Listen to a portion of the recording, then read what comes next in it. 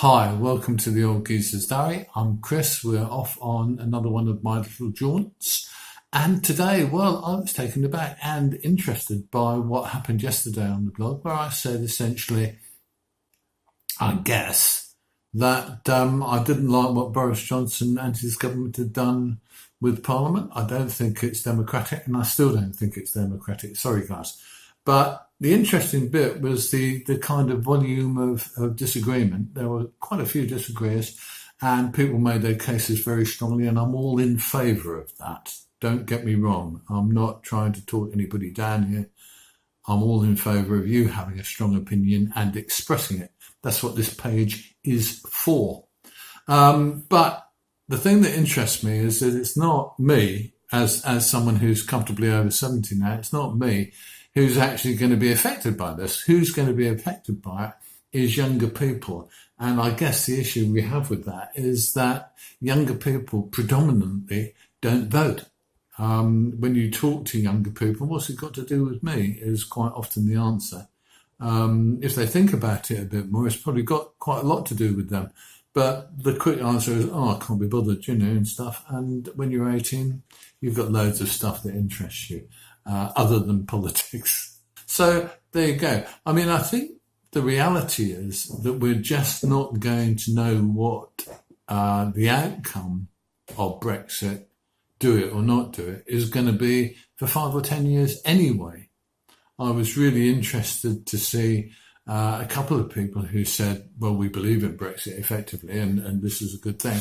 A couple of small business people, because I thought that was interesting, because one of them in particular, I won't mention any names, one of them in particular really runs a business on an international basis.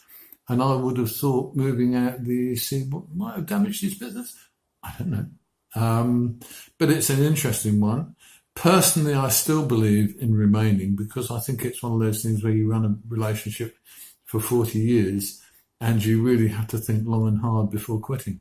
And I don't know whether we have done. I think the other thing that gets to me constantly, I suppose, down the line, I used to be a big fan of Boris Johnson. I met him a couple of times. I've interviewed him once on video. And in reality, I thought he was a really good bloke. But then, as we went along after that point, you increasingly catch or caught Boris out in some degree of untruth. And I think Boris just adjusts what he says in the light of what object he's aiming to achieve. And that's what worried me, and I guess still does.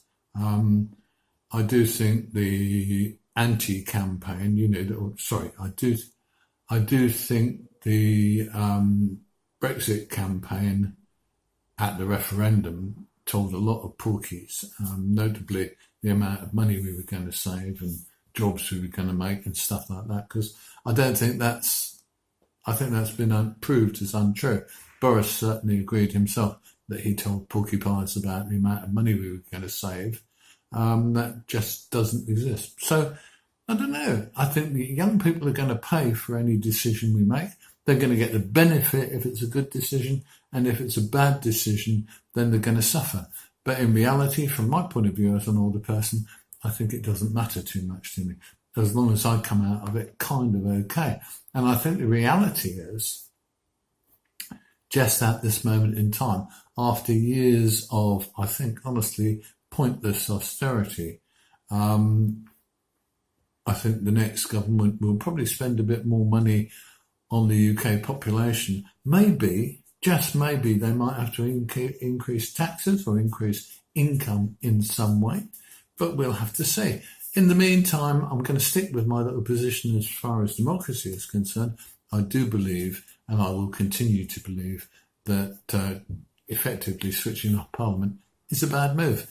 It's individual opinions, guys. That's what counts to all of us, isn't it? Okay, I'm Chris. This is the Old Geezer's Diary. I will see you soon.